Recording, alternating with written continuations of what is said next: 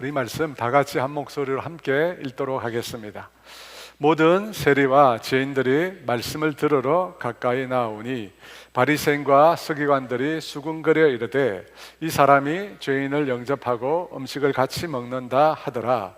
예수께서 그들에게 이 비유로 이르시되 너희 중에 어떤 사람이 양 100마리가 있는데 그 중에 하나를 잃으면 99마리를 들에 두고 그 잃은 것을 찾아내기까지 찾아다니지 아니하겠느냐. 또 찾아낸즉 즐거워 어깨에 메고 집에 와서 그 벗과 이웃을 불러 모으고 말하되 나와 함께 즐기자. 나의 잃은 양을 찾아내었노라 하리라. 내가 너희에게 이르노니 이와 같이 죄인 한 사람이 회개하면 하늘에서는 회개할 것이 없는 의인 99으로 말미암아 기뻐하는 것보다 더하리라. 아멘. 오늘 예배를 위해서 또 여러분 들으신 헌금을 위해서 함께 기도하도록 하겠습니다.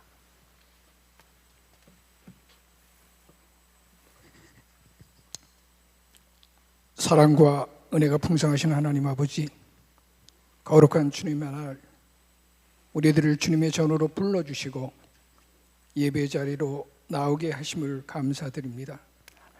우리의 삶을 인도하시고 주님의 은혜 가운데 보호해 주셨음을 감사합니다. 하오나 우리는 주님을 더욱 의지하기보다는 세상을 더 바라보며 염려하며 걱정하고 살아왔습니다. 우리를 불쌍히 여기사 우리의 허물과 연약함과 죄를 예수님의 보혈로 깨끗하게 하여 주옵소서. 주님, 이 시간 우리의 마음을 엽니다. 우리의 복잡한 생각과 근심을 내려놓고 주님께 집중하는 시간 되게 하옵소서. 우리의 예배가 형식적인 의무가 아니라 주님과 깊은 만남의 시간 되게 하시고 입술에서 올려드리는 찬양이 주님께 향기로운 예배가 되게 하옵소서. 사랑의 주님, 우리의 삶을 온전히 주님께 맡겨드립니다. 우리의 판단으로 살지 않고 주님의 지혜를 의지하며 살아가게 하옵소서. 삶의 모든 순간마다 주님을 인정하며 주님께서 우리의 길을 친히 인도하심을 신뢰하며 나아가게 하옵소서. 내가 이해하지 못하는 순간에도 주님의 뜻을 따르는 담대함을 주시고 모든 일 속에서 주님의 손길을 경험하게 하옵소서. 이 시간 생명의 말씀 듣기를 원합니다.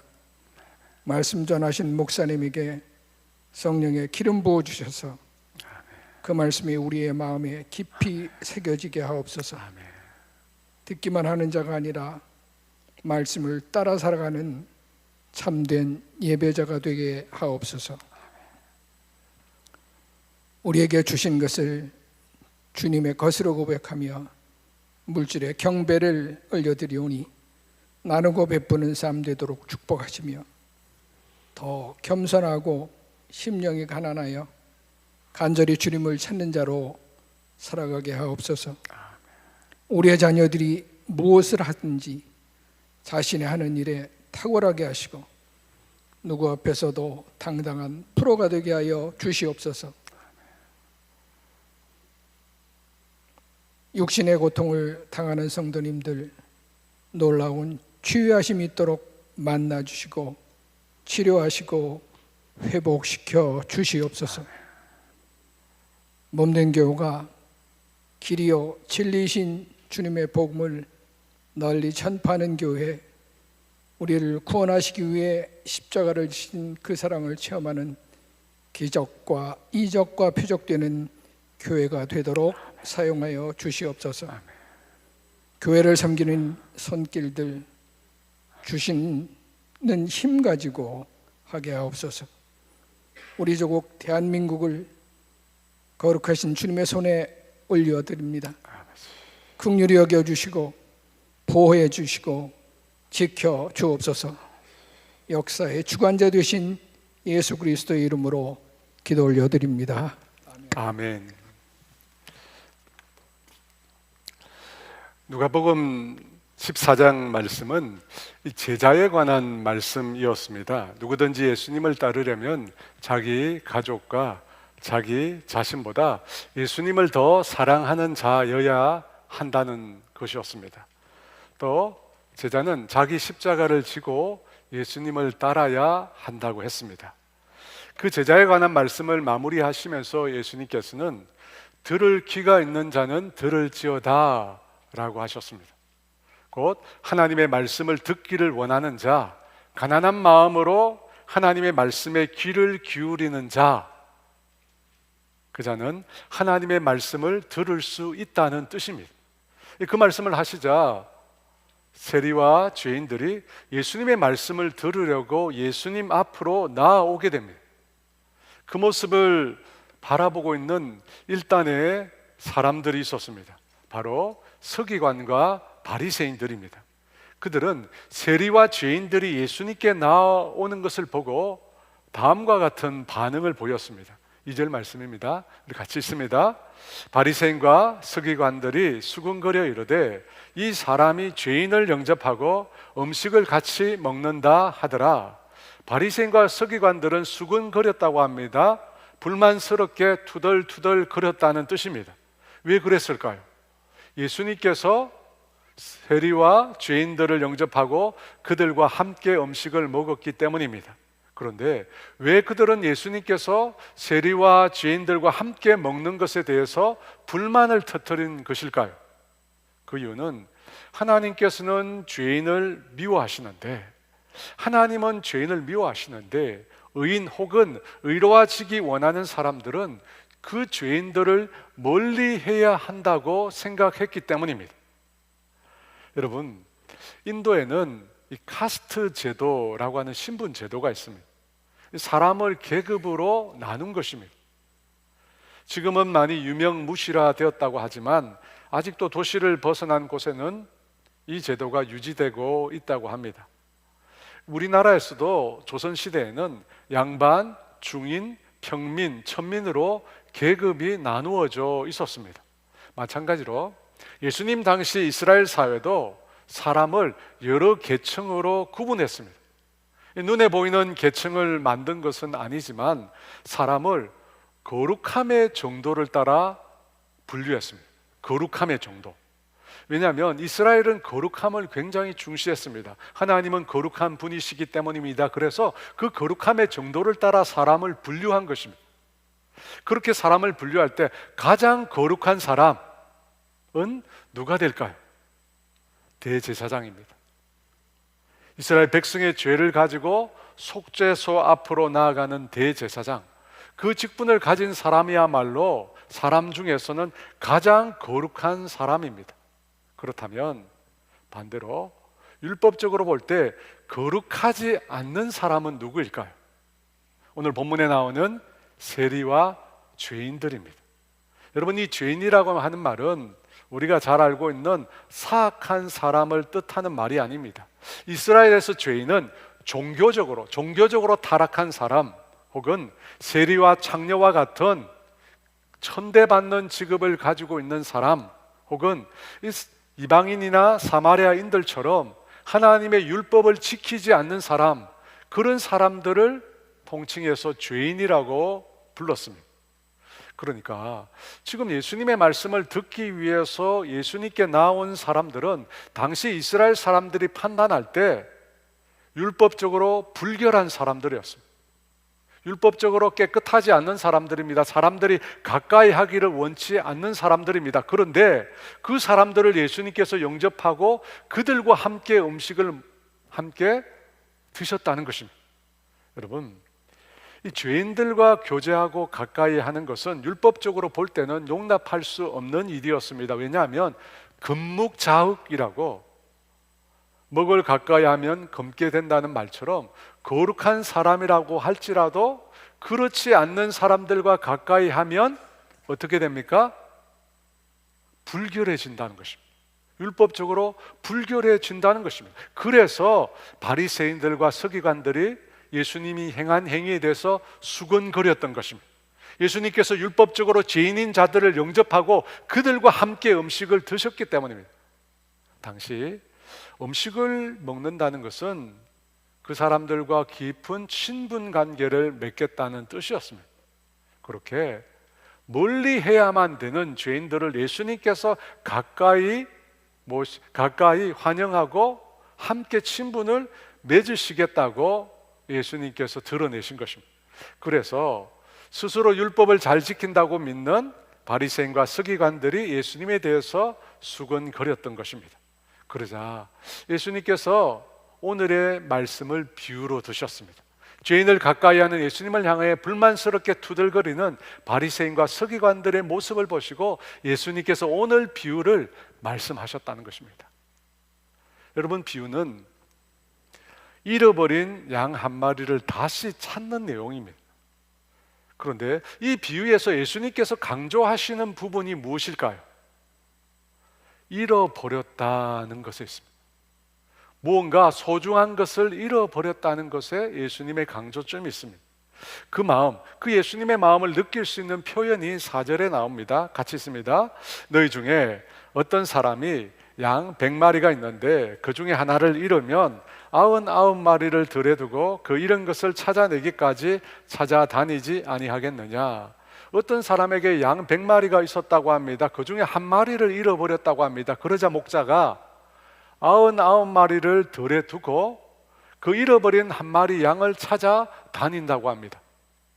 여러분, 이 얘기를 들으면 우리 생각에는 99마리를 그냥 들에 두면 그 양마저 잃어버릴 수 있지 않을까?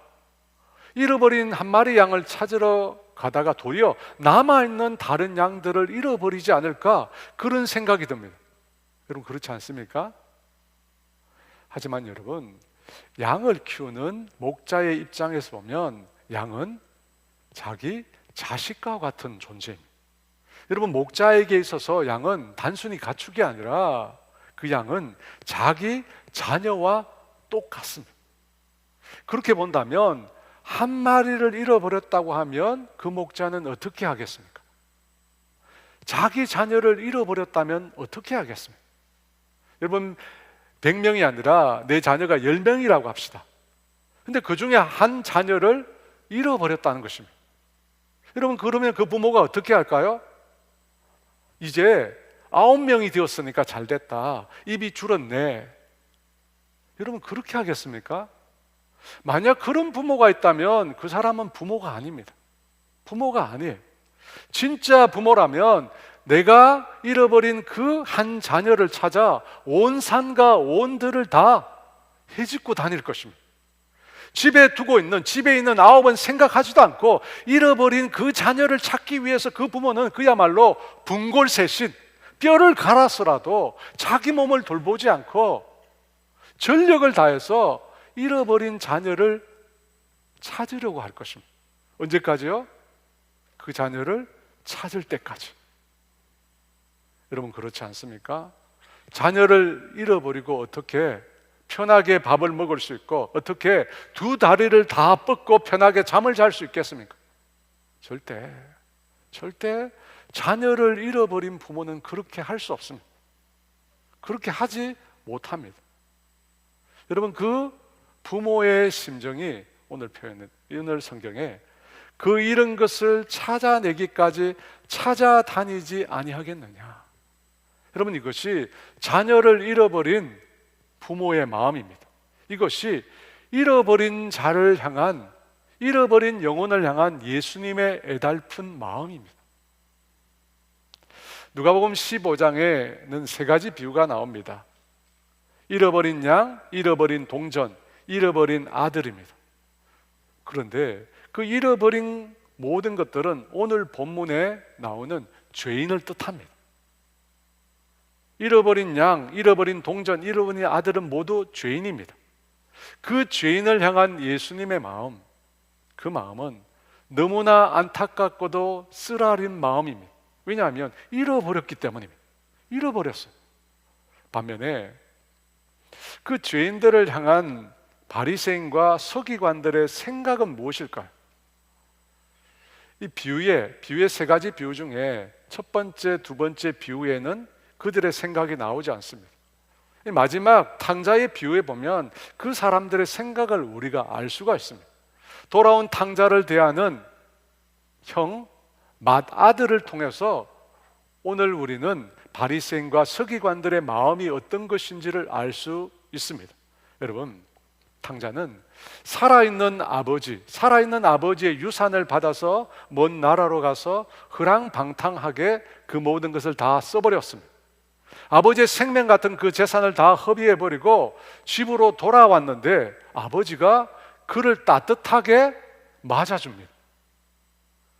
둘째 아들 탕자에게 그 집에서 가장 좋은 옷을 내어주고 손에 반지를 끼워주고 신을 신기고 살진 송아지를 잡아서 그 아들을 위하여 성대한 잔치를 엽니다. 그 잔치의 풍악 소리가 집 바깥에까지 멀리까지 들렸다고 합니다. 그때 들에서 일을 하다가 집으로 돌아오던 맏아들이 자기 집에서 들려오는 그 풍악 소리와 춤추는 소리를 듣게 됩니다. 아마도 그 소리는 아주 오랜만에 집에서 흘러나오는 소리였을 것입니다. 동생이 떠난 후에는 도통 잔치를 벌일 일이 없었기 때문일 것입니다. 맏아들은 도대체 무슨 일인가 궁금해서 한 종을 불러서 묻습니다. 종의 대답이 당신의 동생이 건강하게 돌아와서 주인이 그를 위하여 살찐 송아지를 잡았다고 합니다. 동생이 돌아왔고 그것도 건강한 모습으로 돌아온 것을 두고 아버지가 큰 잔치를 벌였다고 합니다. 형은 그 소식을 듣고도 믿을 수가 없었습니다. 그래서 아마 같은 말을 여러 번 해서 종에게 그것이 진짜 사실이냐고 물었을 것입니다. 정말 내 동생이 돌아온 것 때문에, 내 동생이 다시 돌아온 것 때문에 잔치를 하는 것이 맞느냐고 물었습니다. 이에 종으로부터 그렇다는 대답을 여러 차례 들었습니다. 그리고 그 대답을 듣고 난 다음에 마침내 맏아들은 분노를 터뜨리기 시작했습니다. 누가복음 15장 28절입니다. 그가 노하여 들어가고자 하지 아니하거늘. 맏아들은 분노했습니다. 그리고 아버지가 연 그 잔치 자리에 나아가지 않았습니다. 여러분, 왜 맏아들이 분노했을까요? 동생을 환영하는 아버지가 자기 마음에 들지 않았던 것입니다. 돌아온 동생도 너무나 싫었지만 그 동생을 맞이해서 잔치를 베푸는 아버지가 이해가 되지 않았습니다. 그 아버지의 행동을 받아들일 수가 없었습니다. 왜 받아들일 수 없었을까요? 누가복음 15장 29, 30절에 이렇게 말씀합니다. 우리 같이 읽습니다. 아버지께 대답하여 이르되 내가 여러 해 아버지를 섬겨 명을 어김이었거늘 내게는 염소 새끼라도 주어 나와 내 벗으로 즐기게 하신 일이 없더니 아버지의 살림을 창녀들과 함께 삼켜버린 이 아들이 돌아오매 이를 위하여 살찐 송아지를 잡으셨나이다. 왜 맏아들은 분노하며 아버지를 받아들일 수 없었을까요? 자신은 자격이 있지만 자기 동생은 자격이 없다고 생각했기 때문입니다. 자신은 지금까지 아버지의 명을 어긴 일이 없습니다. 아버지의 명을 지켜서 지금까지 수고하고 애를 썼습니다. 하지만 동생은 아버지의 명을 지키는 정도가 아니라 아버지의 그 재산을 완전히 탕진한 놈입니다. 아버지의 생명과 같은 것들을 창기에게 줘버린 놈입니다. 그런 놈은 아버지의 잔치 대접을 받을 자격이 도저히 안 됩니다. 그런 놈을 아버지가 한대합니다. 그래서 화가 난 것입니다. 자격이 되는 자신에게는 양 한 마리 주신 적이 없는데 자격이 안 되는 그놈에게 아버지가 송아지를 잡아서 잔치를 열고 한대하니까 맏아들이 화가 폭발한 것입니다. 맏아들은 지금 그 동생을 용서하고 받아들이는 것이 옳지 않다고 생각합니다. 왜냐하면 동생은 그럴 자격이 없습니다. 용서받을 자격이 없습니다. 반면에 자신은 어떻습니까? 자격이 충분합니다. 왜냐하면 아버지의 명을 지금까지 지켰으니까요. 여러분, 이것이 오늘 성경 본문에 나오는 바리새인들의 사고입니다. 세리와 죄인들은 자격이 안 됩니다. 자격이 안 돼요. 그런 자격이 안 되는 자들을 예수님께서 한대하고 그들과 함께 식사를 하신다는 겁니다. 그 예수님이 이해가 안 돼요. 그 사람들은 자격이 안 되는 사람들이니까요. 불결한 사람들이니까요. 더러운 사람들이니까, 죄인들이니까 자격이 안 되는 겁니다. 우리는 이 이야기를 통해서 동일한 대상을 바라보는 바리새인과 서기관들의 시각과 예수님의 시각이 완전히 상반된다는 것을 알 수 있습니다. 여러분, 예수님의 시각, 예수님의 초점은 잃어버린 자들, 그들이 잃어버린 자들이라는 데 있습니다. 그리고 그 잃어버린 것을 다시 찾게 되었다는 것에 예수님의 중점이 있습니다. 반면에 바리새인과 서기관들의 관점은 그들은 자격 자체가 안 된다는 것입니다. 그러면 왜 예수님은 전혀 그렇게 하지 않는데, 전혀 그렇게 대하지 않는데 바리새인과 서기관들은 죄인들을 못마땅하게 여기고 그들이 자격이 안 된다고 생각하는 것일까요? 그들이 율법을 지키지 않기 때문입니다. 그러면 바리새인과 서기관들은 율법을 다 지킵니까? 그들은 율법을 하나도 빠짐없이 완벽하게 다 지킵니까? 그렇지 않습니다. 그렇지 않습니다. 여러분, 바리새인들과 서기관들이 죄인들을 정죄하고 심판하는 것은 더 근본적인 이유가 있습니다. 근본적인 이유가 있어요. 그것은 인간이란 존재가 하나님을 떠나 타락했기 때문입니다. 마귀가 하와를 유혹할 때 이런 말을 했습니다. 창세기 3장 5절입니다. 함께 있습니다. 너희가 그것을 먹는 날에는 너희 눈이 밝아져 하나님과 같이 되어 선악을 알 줄 하나님이 아심이니라. 선악을 알게 하는 나무의 열매를 먹고 나면 어떻게 된다고 합니까? 눈이 밝아져 하나님과 같이 되어 선악을 알게 된다고 합니다. 인간에게 금지된 열매를 먹는 순간 선악을 알게 된다는 것입니다. 그런데 문제가 뭡니까? 선악을 알고 판단하게 되는데 임의로 선악을 판단하게 됩니다.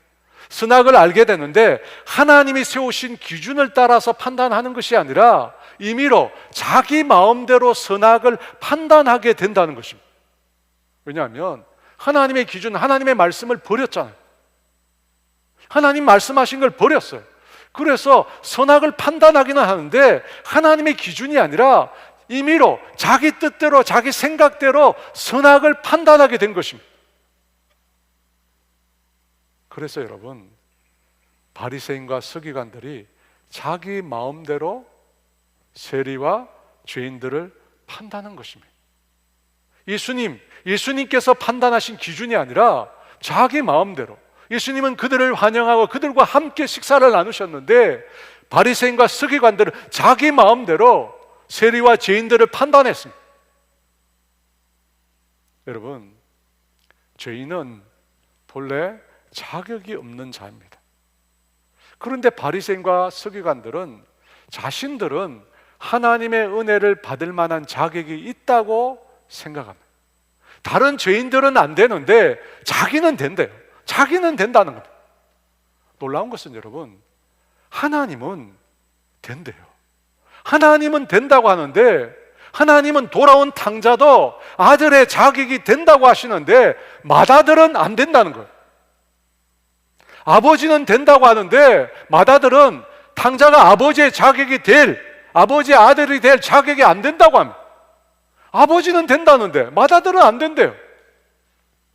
맏아들이 아버지의 자리에 앉은 것입니다. 바리새인과 서기관들이 하나님의 자리에 앉은 것입니다. 하나님은 된다고 하는데 그들은 안 된다고 하니까요. 여러분, 왜 이렇게 되었을까요? 다시 창세기 말씀을 보겠습니다. 창세기 3장 9절과 10절 말씀 같이 있습니다. 여호와 하나님이 아담을 부르시며 그에게 이르시되 내가 어디 있느냐 이르되 내가 동산에서 하나님의 소리를 듣고 내가 벗었으므로 두려워하여 숨었나이다. 인간이 죄를 짓고 난 다음에 인간에게 나타난 반응은 두려움이었습니다. 내가 두려워하여 숨었나이다. 죄로 인한 수치와 두려움이 인간에게 생겨났습니다. 그래서 하나님께서 아담을 부르시는데, 아담아 어디 있느냐 부르시는데, 아담이 하나님께서 자기를 부르는 소리를 듣고 눈이 밝아졌잖아요.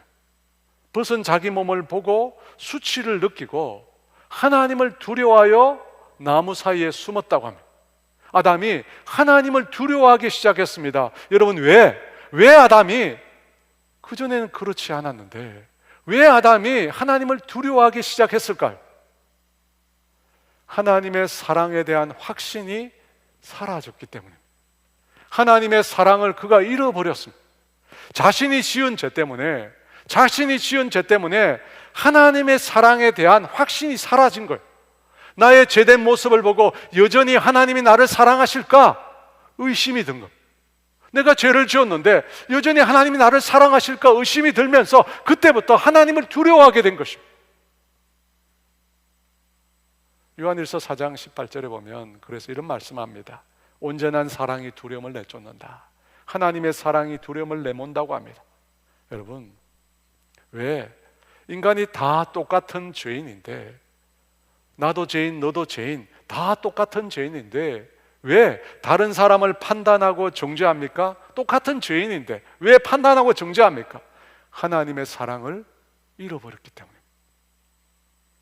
더 정확히 말해서 하나님의 무조건적인 아가페의 사랑을 잃어버렸기 때문입니다. 여러분, 하나님이 나를 사랑한다는 것, 여러분, 그 하나님의 사랑은 아무런 이유나 조건이 붙지 않습니다.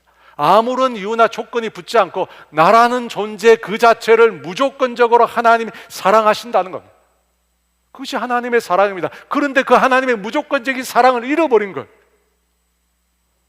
여러분, 이것이 죄가 낳은 결과입니다.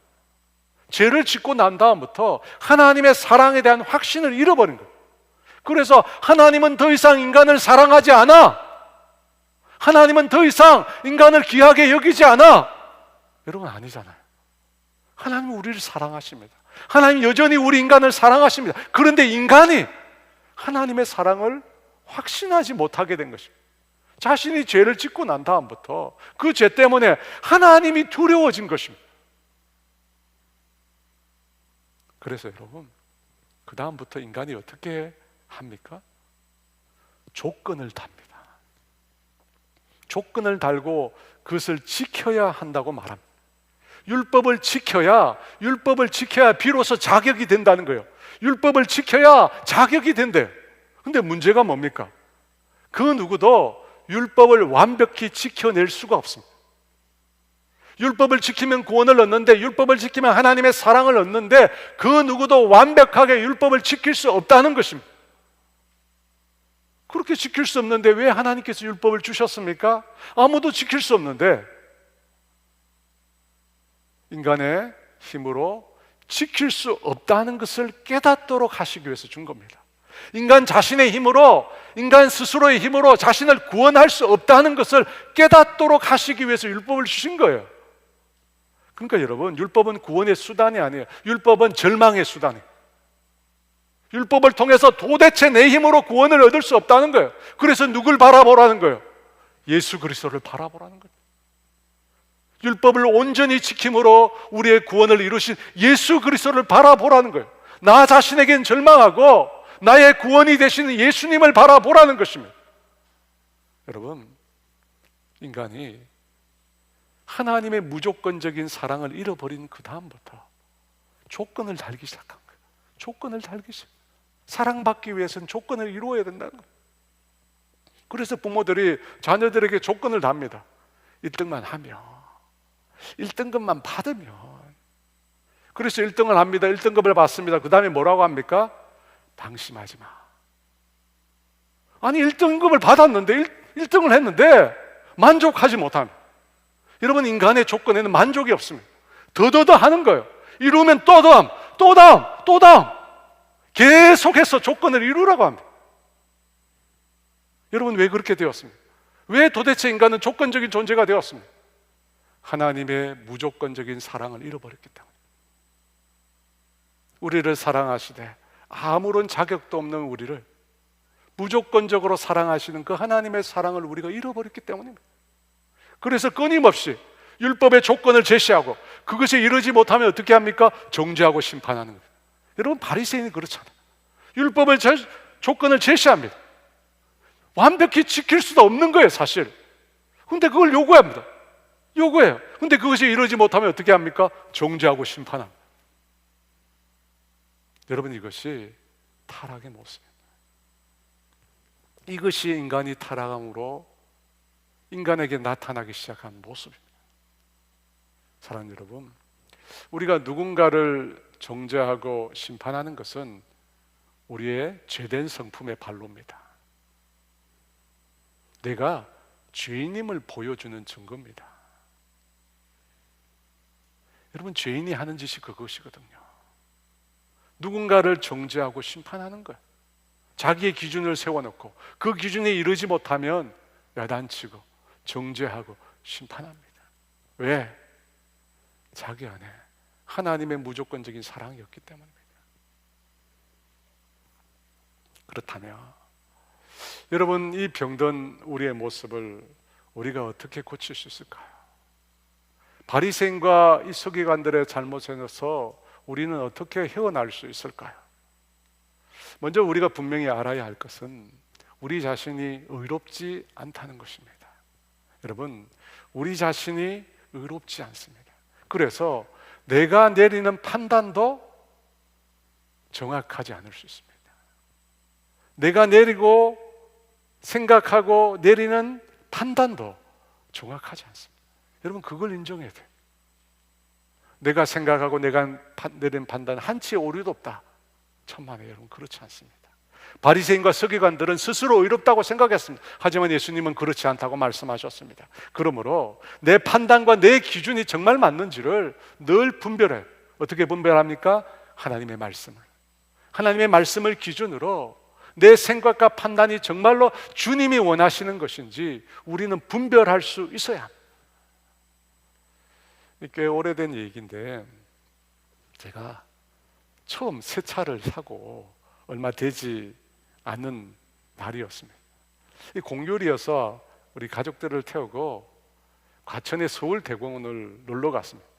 근데 그날이 날씨가 너무 더워서 힘들었습니다. 이 공휴일이니까 도로에 차들도 너무 많았습니다. 20분이면 갈 거리인데 시간이 많이 걸렸습니다. 게다가 그날따라 이 매너가 없는 운전자들이 너무 많은 거예요. 그래서 운전을 하면서 화가 많이 났습니다.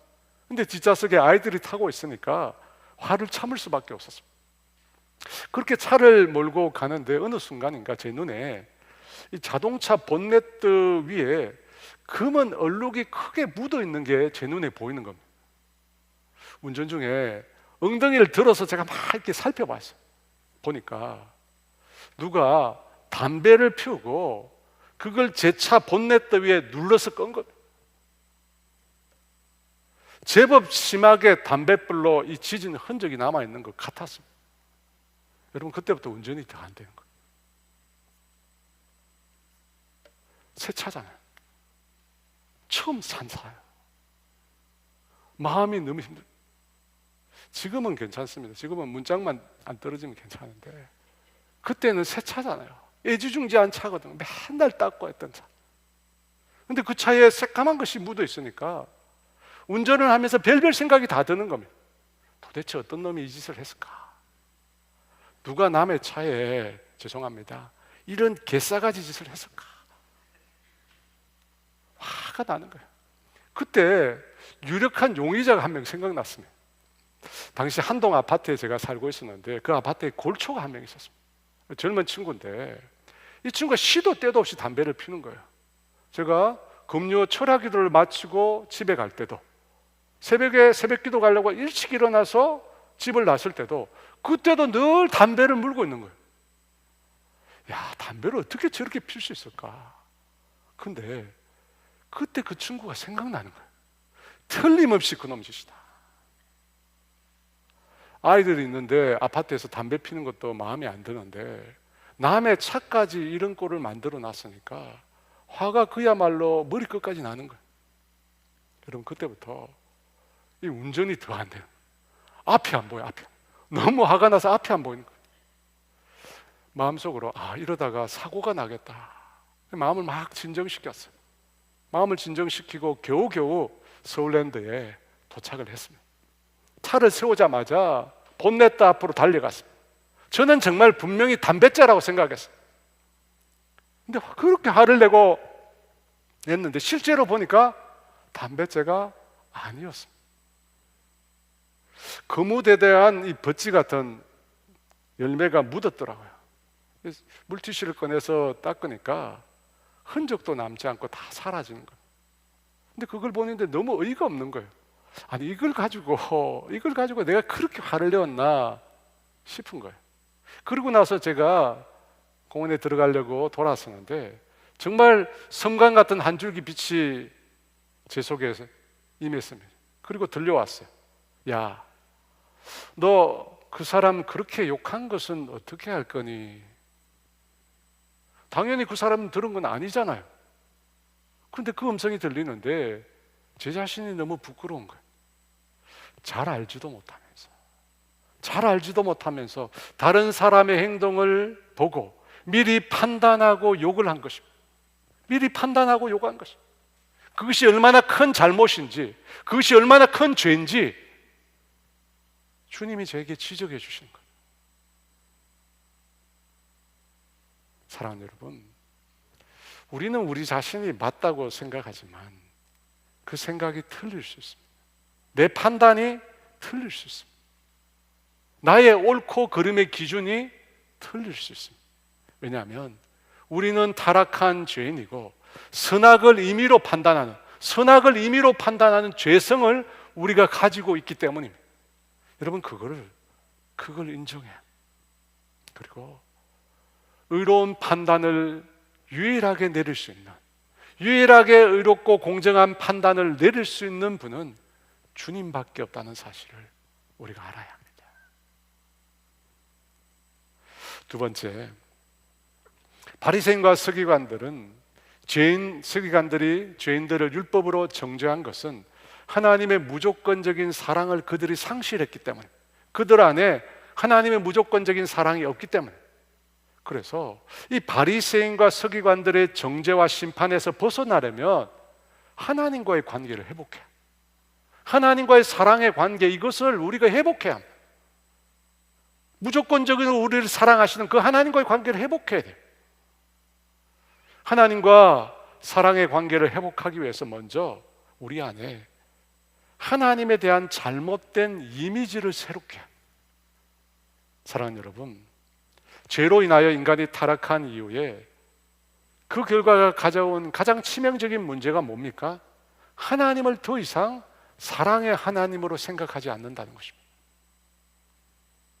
여러분, 하나님을 사랑의 하나님으로 생각할 수가 없습니다. 죄인들은 생각할 수가 없어요. 하나님만 생각하면 두렵거든요.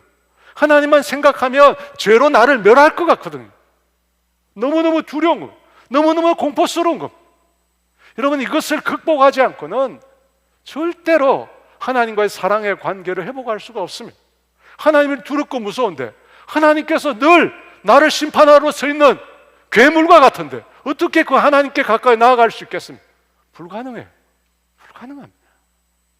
여러분, 이 이미지, 우리 속에 새겨진 이 이미지를 극복하는데 우리에게 도움을 주시는 분이 있습니다.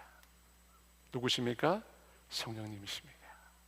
여러분, 성령님은 진리의 영이십니다. 모든 진리 가운데로 우리를 인도하시는 영이십니다. 그뿐만 아니라 성령님은 하나님의 영으로 하나님과 사랑의 교제를 나눌 수 있도록 우리를 이끌어 주시는 영이십니다.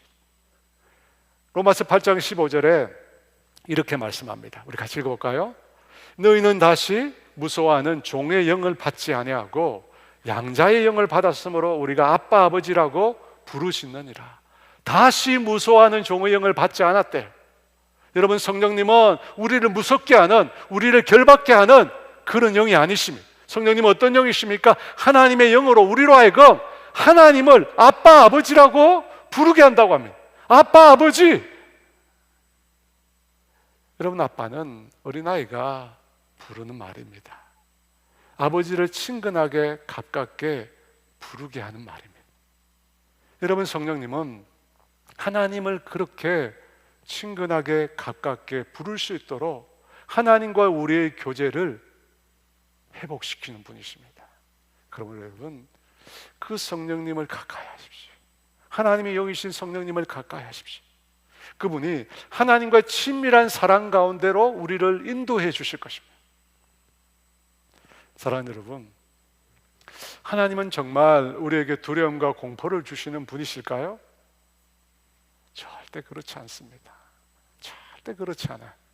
하나님은 우리를 무한히 용납하시고 끝없는 사랑을 우리에게 베풀어 주시는 분이십니다.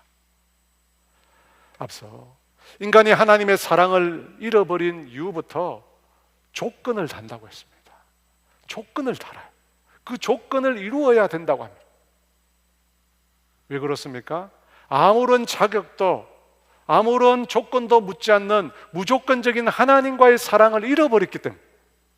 근데 여러분 성경에 보니까 예수님도 조건을 다는 것처럼 보이는 말씀이 있습니다. 한 부자 청년이 예수님께 왔는데 예수님께서 예수님을 따르기 위해서는 너희 모든 소유를 팔아서 가난한 사람에게 나눠주라고 합니다. 모든 소유를 다 팔고 그렇게 하고 난 다음에 예수님을 따르라고 합니다. 여러분 그걸 보면 조건이 있습니다. 분명히 조건이 있어요. 그런데 그 조건 이전에 성경에 보니까 사랑이 있습니다. 마가복음 10장 21절 말씀 같이 있습니다. 예수께서 그를 보시고 사랑하사 이르시되 내게 아직도 한 가지 부족한 것이 있으니 가서 내게 있는 것을 다 팔아 가난한 자들에게 주라. 그리하면 하늘에서 보화가 내게 있으리라. 그리고 와서 나를 따르라 하시니 예수님께서 그를 보시고 사랑하사. 여러분 조건 이전에 무한한 사랑이 있습니다. 무조건적으로 사랑하는 하나님이 있습니다. 자격, 조건 묻지 않는 사랑의 하나님이 먼저 계십니다. 사랑하는 여러분, 부모인 우리에게도 무조건적인 사랑이 먼저입니다. 부모인 우리에게도 여러분 무조건적인 사랑이 먼저입니다. 여러분 그 이후에 조건적인 사랑인 훈계도 필요하고 책망도 필요합니다. 여러분 무조건적인 사랑이 전제되지 않으면 우리가 주는 훈계나 책망은 아이의 마음에 무엇을 남길까요? 상처를 남깁니다. 상처를 남깁니다. 무조건적인 사랑이 먼저 전제되지 않으면 여러분 우리가 주는 교훈과 책망은 유익하지 않습니다. 사랑하는 여러분, 사랑이 먼저입니다. 무조건적인 사랑이 먼저입니다. 그리고 난 다음에. 그렇다면 여러분, 하나님께서 무조건적으로 지금 우리를 사랑한다는 증거는 무엇일까요? 하나님이 과거에 태초에 무조건적으로 사랑했다, 그게 아니라 지금 우리를 무조건적으로 사랑하고 있다라고 한 증거는 무엇일까요? 여러분 그 증거가 바로 선택입니다. 다윗이 이런 고백을 했습니다. 사무엘하 7장 18절 말씀에 같이 있습니다. 다윗 왕이 여호와 앞에 들어가 앉아서 이르되 주 여호와여 나는 누구요며 내 집은 무엇이기에 나를 여기까지 이르게 하셨나이까. 양치는 목자였던 다윗을 불러서 이스라엘 왕으로 삼으셨습니다. 그리고 그 앞에 모든 대적들이 무릎 꿇게 만드셨습니다. 그리고 다윗에게 그의 자손을 통해서 영원한 왕위를 주시겠다고 하나님이 약속해 주셨습니다. 그런데 다윗은 그런 대우를 받을 만한 자격이 안 됩니다. 다윗에게서 그런 대우를 받을 만한 조건을 찾을 수 없습니다. 그래서 다윗이 뭐라고 이야기합니까? 나는 누구이며 내 집은 무엇이기에 이토록 은혜를 베푸시냐고 말하는 것입니다. 사랑하는 여러분, 하나님의 무조건적인 사랑, 일방적인 사랑이 나타나는 부분이 뭐냐면 선택이라는 것입니다. 왜 하나님께서 다윗에게 그런 은혜를 주셨습니까? 왜 하나님께서 다윗을 선택하신 것입니다. 하나님의 무조건적인 사랑으로 다윗을 먼저 선택하신 것입니다. 다른 이유가 없습니다.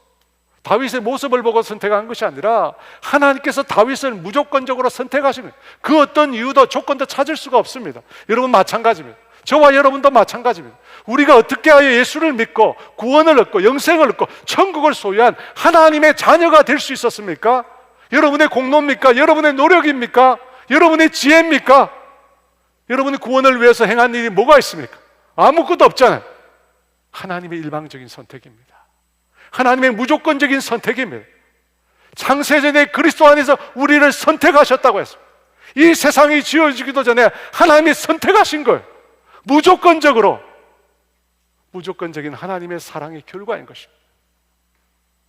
사랑하는 여러분, 우리의 연약과 우리의 허물을 가지고 판단한다면 주님 앞에 설 수 있는 사람이 누가 있겠습니까? 아무도 없습니다. 그런데 놀라운 것은 하나님의 관점에서는 무조건적인 사랑이 먼저입니다. 하나님은 우리를 바라볼 때, 이 죄인들을 바라볼 때 제일 먼저 무조건적인 사랑을 베푸신다는 것. 오늘 본문에서 그 사랑은 잃어버린 자를 찾아다니는 모습으로 나타났습니다. 그 잃은 것을 찾아내기까지 찾아다니시는 그 모습으로 주님의 사랑이 나타났습니다. 여러분, 그 모습뿐 아니라 누가복음 15장에 보면 하나님이 기다리는 아버지로 나오십니다. 왜 하나님께서 기다리실까요? 왜 아무것도 안 하시고 탕자가 돌아오기만을 기다리실까요? 저는 그것이 죄인들을 향한 하나님의 배려라고 생각합니다. 여러분, 때로 우리는 우리에게 다가오시는 하나님이 두렵습니다. 여러분, 그렇지 않아요? 하나님이 두려운 하나님이라면 우리에게 다가올수록 더더욱 두렵습니다. 그래서 주님은 때때로 우리가 마음을 열고 주님께로 오기까지 기다리십니다. 우리가 하나님의 사랑을 기억하고 하나님께로 오기까지 하나님은 기다리십니다. 탕자가 아버지 집으로 돌아가야겠다고 결단한 이유가 무엇입니까? 아버지 집에는 품꾼들도 풍족하다는 것입니다. 아버지 집에는 품꾼들도 풍족하다는 것입니다. 그 아버지의 사랑을 기억하고 돌아선 것입니다. 사랑하는 여러분, 이 10대 자녀들과 심하게 다투고 나면 그 다음 부모들이 어떻게 합니까? 너 이제 나와봐. 오늘 한번 따져보자. 오늘 끝장을 보자. 여러분, 끝장 배틀 합니까? 여러분, 그렇게 하면 그 관계는 망합니다. 더 나빠져요. 그 부모는 그 자녀가 마음을 열 때까지 기다려야 합니다. 자녀가 마음을 열 때까지 기다려요. 자녀가 마음을 열 때까지 기다리는 동안 부모는 먹먹합니다. 답답합니다. 애가 탑니다. 하지만 아무것도 할 수 없습니다. 전능한 하나님이십니다. 하나님은 못할 것이 아무것도 없습니다. 하지만 하나님은 아무것도 하시지 않습니다. 그저 죄인들이 하나님의 사랑을 기억하고 돌아오기만은 기다리십니다. 여러분, 이것이 하나님의 또 다른 사랑입니다. 죄인들이 떠나간 그곳을 바라보면서 한없이 기다리시는 하나님, 그 하나님의 무조건적인 사랑입니다. 사랑하는 여러분, 하나님은 분명히 죄에 대해서는 공의로운 분이십니다. 죄를 지극히 미워하십니다. 자기 아들을 십자가에 못 박아 죽일 만큼 죄를 싫어하십니다. 하지만 죄인은 사랑하시는 사랑의 하나님이십니다. 여러분, 하나님은 사랑이십니다. 조건에 앞서서 늘 무조건적으로 우리를 사랑하시는 사랑의 하나님이십니다. 여러분, 그 사랑의 하나님 생각하며 주님 앞에 함께 나아가는 저와 여러분 되기를 원합니다. 함께 찬양 드리고 싶은데요, 아름다우신이라는 찬양입니다. 함께 찬양하겠습니다.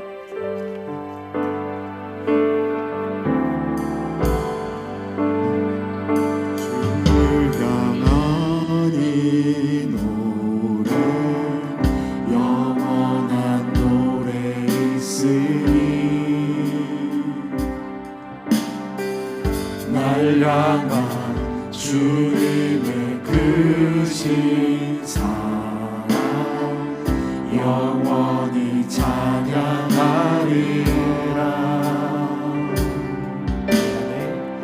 내 안에 주를 향한 이 노래 영원한 노래 있으리.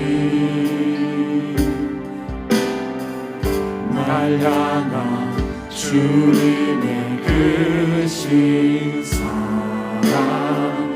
영원히 찬양하리라.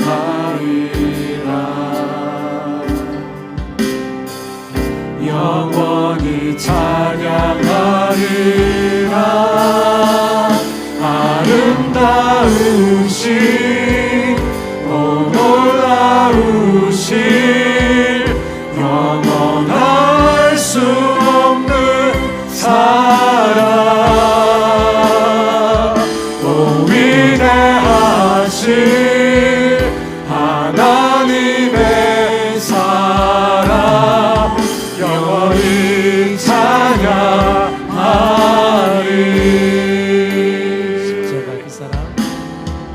십자가 그 사랑 찬양하리. 날 구원하신 그 사랑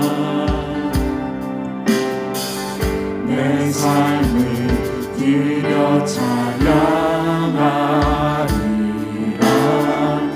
놀라우신 주의 사랑 영원히 찬양하리라. 영원히 찬양하리라. 아름다우신 오 놀라우신 영원할 수 없는 사랑 오 위대하신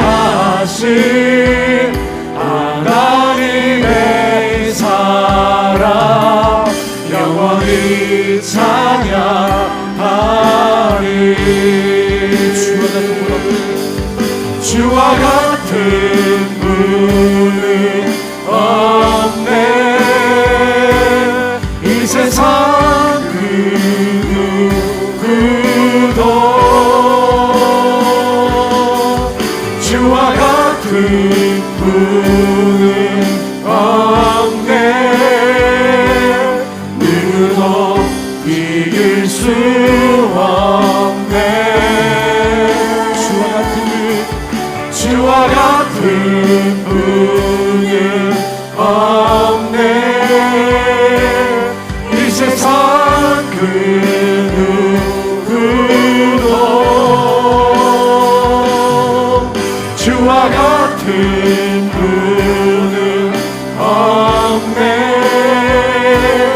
누구도 이길 수 없네. 아름다우신 오 놀라우신 영원할 수 없는 사랑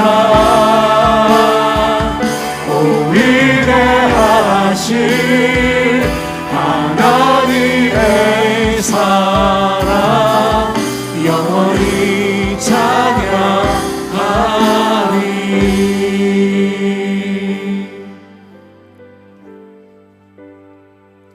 사랑하는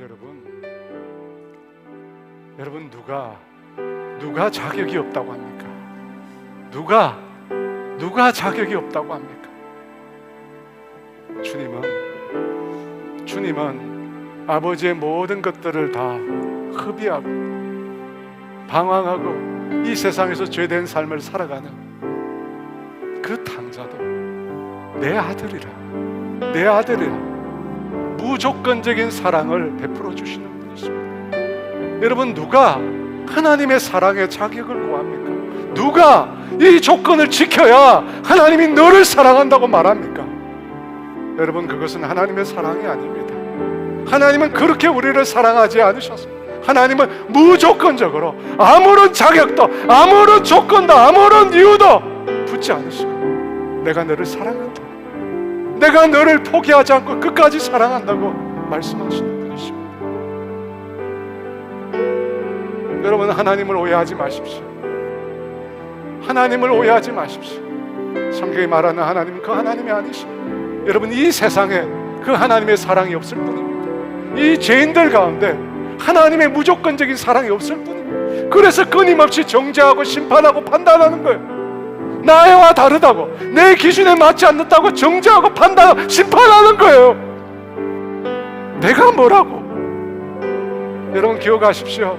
여러분이 그런 생각을 할 때마다 내가 죄인이구나. 여러분 깨달으십시오. 하나님은 그렇게 우리를 대하지 않습니다. 하나님은 그렇게 우리를 대하지 않습니다. 하나님은 무조건적으로 내가 너를 사랑한다. 내가 누구이든 내가 어떤 상황에 있든 아무런 자격이 없어도 내가 너를 사랑한다. 하나님은 사랑이 먼저입니다. 하나님은 무조건적인 사랑이 먼저입니다. 여러분 그 사랑을 여러분이 얻기를 원합니다. 여러분 그 사랑을 여러분이 경험하기를 원합니다. 하나님의 두려운 분이 아니에요. 사랑을 잃었기 때문에 두렵게 느껴지는 것입니다. 여러분 이 시간 기도합시다. 하나님 그 사랑을 나에게 부어달라. 하나님 그 사랑을 나에게 부어달라. 무조건적인 그 사랑을 부어달라. 그래서 나도 무조건적인 사랑을 먼저 행하는 자 되게 해달라. 우리 주여 기도합니다. 주여 내 안에 주를 향한 이 노래 영원한 노래 있으니 날 향한 주님의 크신 사랑 영원히 찬양하리라.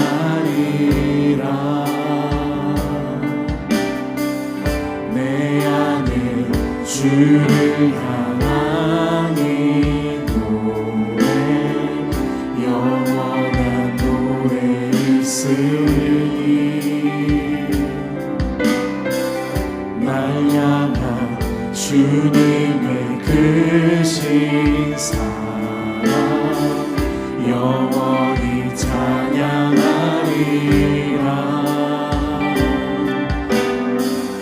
영원히 찬양하리라. 아름다우신 오 놀라우신 영원할 수 없는 사랑 오 위대하신 하나님의 사랑 영원히 찬양하리.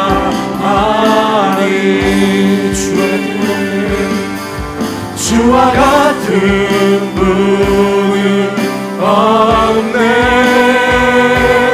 이 세상 그 누구도 주와 같은 분은 없네. 누구도 이길 수 없네. 주와 같은 분은 없네. 이 세상 그 누구도 주와 같은 분은 없네. 누구도 이길 수 없네. 아름다우신 오 놀라우신 영원할 수 없는 사랑 오 위대하신 하나님의 사랑 영원히 찬양하리.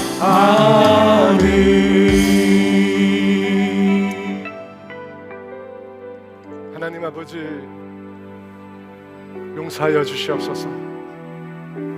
하나님의 무조건적인 사랑을 잃어버리고 끊임없이 조건을 붙이고 끊임없이 나의 기준과 판단을 따라 정죄하고 심판했던 삶을 살고 있는 아버지 이 죄인들을 용서하여 주시옵소서. 우리의 죄악된 이 본성은 오늘도 십자가 앞으로 가져갑니다. 주님 용서하여 주시고 주님의 그 무조건적인 사랑으로 우리를 덮어주시고 우리를 회복시켜 주시옵소서. 우리 안에도 그 주님의 무조건적인 자격이 없는 자에게도 베풀어 주시는 그 무한의 사랑, 그 십자가의 사랑을 부어 주시옵소서. 그래서 우리 안에 진정한 변화가 일어나게 하여 주시옵소서. 정말로 주님이 하신 것처럼 조건을 붙이지 않고 자격을 묻지 않고 사랑하는 그런 사랑이 먼저가 되게 하여 주시옵소서. 지금은 우리 주 예수 그리스도의 은혜와 하나님의 다함이 없는 사랑하심과 성령의 교통하심과 인도하심과 위로하심이 오늘 그 하나님의 무조건적인 사랑을 경험하고 그 사랑을 따라 살아가겠다고 다짐하는 사랑하는 성도들 위해 이제로부터 영원토록 함께 하시기를 간절히 축원하옵나이다.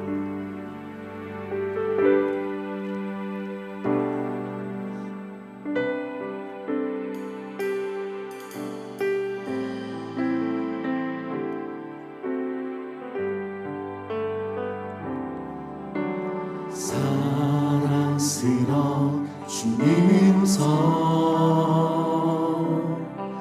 당신 곁에 가까이 이끄시네 주님 사랑을 나 누리며 그 아름다우신 나누기 원하네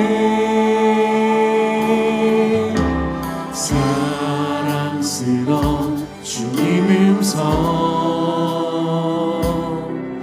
당신 곁에 가까이 이끄시네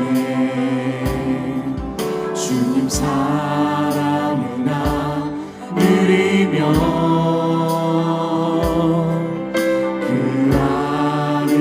아름다우신 나누기 원하네 예수 내 선하신 목자 나의 앞길 하시네 예수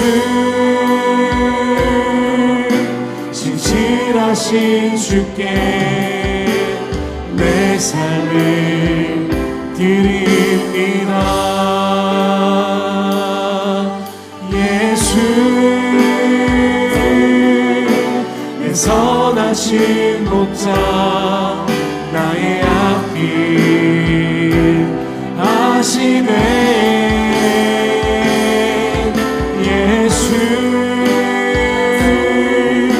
진실하신 주께 내 삶을 드립니다 내 삶을 드립니다 내 삶을 드립니다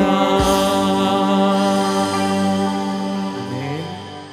이번 한 주간도 예수 그리스도 닮은 모습으로 살아가는 우리 모두가 되기를 축복합니다.